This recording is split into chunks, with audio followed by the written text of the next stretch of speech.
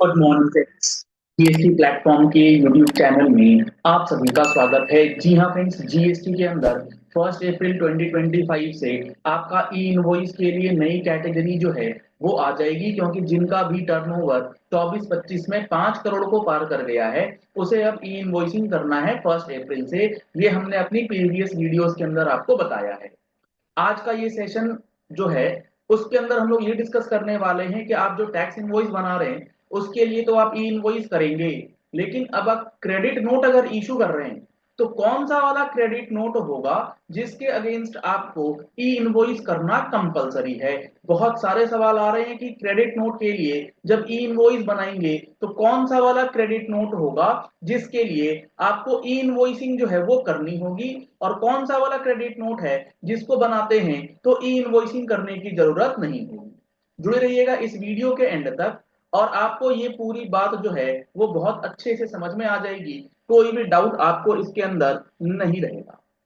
अब यहाँ पर क्रेडिट नोट की जब बात आती है तो आपको सबसे पहले ये देखना होगा जो क्रेडिट नोट का ऑप्शन है या क्रेडिट नोट का जो प्रोविजन है वो हमारा सेक्शन 34 गवर्न करता है। अब क्रेडिट नोट जब आप सेक्शन 34 के अंदर देखेंगे तो कई सिचुएशंस में आप बना सकते हैं। जैसे हम लोग अगर सेक्शन 34 को देखते हैं तो सेक्शन 34 कहता है कि आप क्रेडिट नोट कब बना सकते हैं। मान लीजिए आपने टैक्सेबल कोई सप्लाई करी थी, उसकी आपने वैल्यू लिख दी थी, बिल के ऊपर वैल्यू जो है वो आपने लिख दिया था 1 लाख रुपए, जबकि एक्चुअली उसकी वैल्यू होनी चाहिए थी 90,000। यानी कि आपने क्या करा, आपने बिल बनाते समय वैल्यू जो है वो एक्सीड कर गई एक्चुअल अमाउंट से। तो यहां पर 10,000 रुपीज का जो एक्सेस वैल्यू आपने लगा दिया है, इस एक्सेस वैल्यू का एडजस्टमेंट के लिए आप क्रेडिट नोट इशू कर सकते हैं अंडर सेक्शन 34। सिचुएशन नंबर 2 क्या हो सकती है। मान लीजिए आपने 1 लाख रुपए का सेल किया था, उस पर आपने टैक्स रेट लगा दिया था 18% का। अब आपने 18% का टैक्स रेट जब लगा दिया तो आपकी अमाउंट ऑफ टैक्स की लाइबिलिटी बन के आ गई 18,000, लेकिन एक्चुअली जो इसका टैक्स रेट होना चाहिए था वो होना चाहिए था 12%। यानी कि आपको टैक्स जो पे करना था वो करना था सिर्फ और सिर्फ 12,000। तो इस केस में आपने क्या करा, पहले केस में आपने एक्सेस अमाउंट या टैक्सेबल वैल्यू लिख दिया। दूसरे केस में आपने क्या करा, दूसरे केस में आपने 6,000 रुपीज एक्सेस टैक्स जो है वो पे कर दिया है। तो यहां पर जो ये एक्सेस टैक्स आपने पे किया है 6,000 रुपीज का, उसका एडजस्टमेंट आप ले सकते हैं through issuance of credit note under section 34। तीसरा सबसे इंपॉर्टेंट सवाल आता है कि अगर हमने डिस्काउंट दिया है, अगर हमने डिस्काउंट दिया है अपने कस्टमर्स को, तो क्या इस डिस्काउंट के लिए जो क्रेडिट नोट बनेगा उसका भी ई इनवॉइस करना है। तो इसको बहुत आसानी से समझिएगा, बहुत तसल्ली से समझिएगा कि ये जो डिस्काउंट वाला इशू रहता है ये आपके टैक्सेबल वैल्यू वाले सिचुएशन को कवर करता है। इसी सिचुएशन में आपका डिस्काउंट वाला क्रेडिट नोट बनता है। लेकिन यहां पर एक आपको इंपॉर्टेंट पॉइंट ध्यान रखना है, वो क्या है कि मान लीजिए आपने जो डिस्काउंट दिया है, मान लीजिए आपने सेल किया था 1 लाख रुपए का, इस पर आपने जीएसटी चार्ज किया था 18%, 18,000, और आपने जिस पार्टी को ये माल बेचा था उसके साथ आपने कॉन्ट्रैक्ट किया हुआ था एज पर सेक्शन 15 कि आपने अगर 1 लाख रुपए का माल हमसे परचेज कर लिया तो हम आपको देंगे 10% का discount at the year and. Section 15 के अंदर पहली कंडीशन ये है कि आपके पास रिटर्न कॉन्ट्रैक्ट होना चाहिए। वो कॉन्ट्रैक्ट आपके पास है, अग्रीमेंट आपके पास है पोस्ट सेल डिस्काउंट को लेकर के। आपने क्या करा, पोस्ट सेल डिस्काउंट का अग्रीमेंट बनाने के हिसाब से 10% का डिस्काउंट जो है वो अब आप देंगे। तो जब आप 10% का डिस्काउंट देंगे तो 15 के अंदर दूसरी कंडीशन ये है कि आपको क्रेडिट नोट इशू करना है, क्योंकि आप जब 10% का डिस्काउंट देंगे तो ये वैल्यू 1 लाख की तो नहीं रह जाएगी, अब ये वैल्यू कितनी हो जाएगी 90,000 रुपीज, जो हमारा पहला एग्जाम्पल था। तो डिस्काउंट आपने दिया 10,000 रुपीज का, तो अब आपको क्रेडिट नोट जो है वो सेक्शन 34 के अंदर बनाना होगा। क्यों बनाना होगा, क्योंकि आपने वैल्यू लगा दी थी 1 लाख, एक्चुअल में वैल्यू है कितनी अब, क्योंकि आप बाकी सारी कंडीशंस फुलफिल कर चुके, तो आपको 10,000 रुपीज का क्रेडिट नोट जो है वो बना करके देना होगा फॉर डिस्काउंट। और इस 10,000 के अंदर आप 18% का जीएसटी जो है वो भी चार्ज करेंगे, वो भी लिखेंगे और अपनी पार्टी को यानी कि अपने परचेजर को आप दे देंगे, जिसको भी आपने माल बेचा है वो सामने उसका आईटीसी रिवर्स करेगा। तो यहां पर आपको इस क्रेडिट नोट के लिए भी, चूंकि ये पोस्ट सेल डिस्काउंट है, तो यहां पर आपको जो क्रेडिट नोट बनाया गया, जो आपने क्रेडिट नोट बनाया, ये एज पर सेक्शन 34 बनाया है और इसका मतलब आपको इसके लिए भी ई इनवॉइस जो है करना होगा।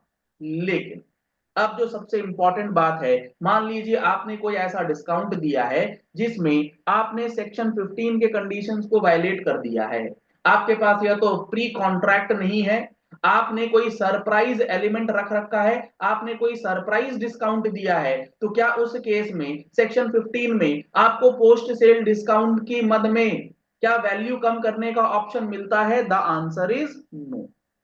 अगर आप सेक्शन 15 के अंदर डिस्काउंट का वैल्यू कम नहीं कर सकते, तो उस केस में आप जो क्रेडिट नोट इशू करते हैं उसको हम लोग कहते हैं फाइनेंशियल क्रेडिट नोट या फिर कमर्शियल क्रेडिट नोट। बेसिकली इस पे जीएसटी का कोई इंपैक्ट या कोई भी ट्रीटमेंट जो है वो नहीं होगा।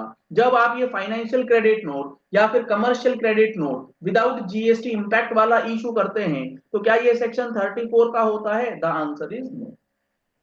इस केस में जो भी आप क्रेडिट नोट इशू करेंगे, इसके लिए आपको ई इनवॉइस करने की कोई जरूरत नहीं है, क्योंकि फाइनेंशियल क्रेडिट नोट हो, कमर्शियल क्रेडिट नोट हो, इसका जीएसटी से कोई लेना देना नहीं है। जीएसटी में जो भी इनवॉइसेस क्रेडिट नोट इशू होंगे वो एज पर सेक्शन 34 अगर क्रेडिट नोट इशू किया गया है तभी आपको ई इनवॉइस करना है, अदरवाइज आपको ई इनवॉइस करने की जरूरत नहीं है। सिमिलर थिंग आपको डेबिट नोट से रिलेटेड भी ध्यान में रखना है कि डेबिट नोट कब इशू होता है। आपने बिल पे लिखा 1 लाख, होना चाहिए था 1,20,000, तो 20,000 का डेबिट नोट जब आप बनाएंगे तो आपको ई इनवॉइसिंग के अंदर जाना होगा। आपने टैक्स रेट लिख दिया है 12%, आपको करना था एक्चुअली 18%, तो बैलेंस 6% के लिए जब आप डेबिट नोट बनाएंगे तो आपको जाना होगा ई इनवॉइस के अंदर।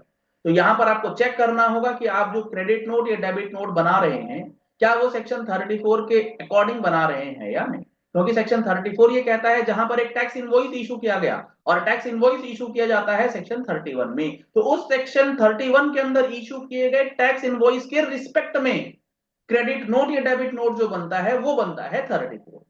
इसीलिए ई इनवॉइस भी बनाया जाता है।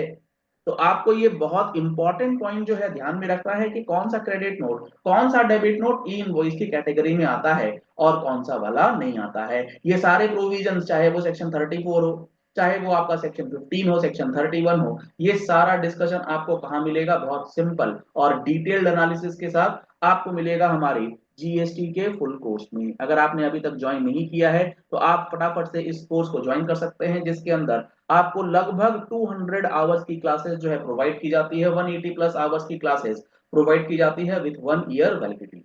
क्लासेस लाइव प्लस रिकॉर्डिंग दोनों ऑप्शन में अवेलेबल है। आप लाइव क्लासेस सैटरडे संडे को कर सकते हैं, जो क्लासेस कंप्लीट हो जाती हैं उसका बैकअप आपको प्रोवाइड किया जाता है, आप उसे अनलिमिटेड व्यूज के साथ 1 ईयर तक जितनी मर्जी बार देख सकते हैं। अभी इस पर चल रहा है 10% का होली स्पेशल ऑफर, ये अब एंड हो जाएगा आज रात या कल मॉर्निंग में।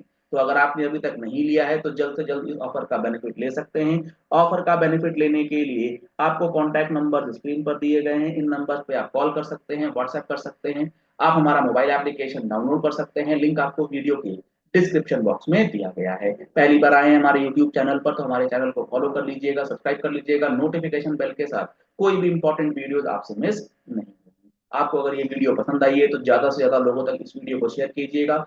बहुत सारे लोगों की एक ही सवाल जो है वो क्रेडिट नोट को लेकर के आ रही है, क्योंकि 1 अप्रैल से आपके ऊपर ई इनवॉइस एप्लीकेबल हो सकता है अगर 24-25 में टर्नओवर 5 करोड़ से पार कर चुका है। इंस्टाग्राम अभी तक फॉलो नहीं कर पाए तो हमारे इंस्टा पेज को, जीएसटी प्लेटफॉर्म को फॉलो कर लीजिए, उस पर इनकम टैक्स के खूबसूरत अपडेट्स आपको प्रोवाइड किए जा रहे हैं। Thank you and have a nice day.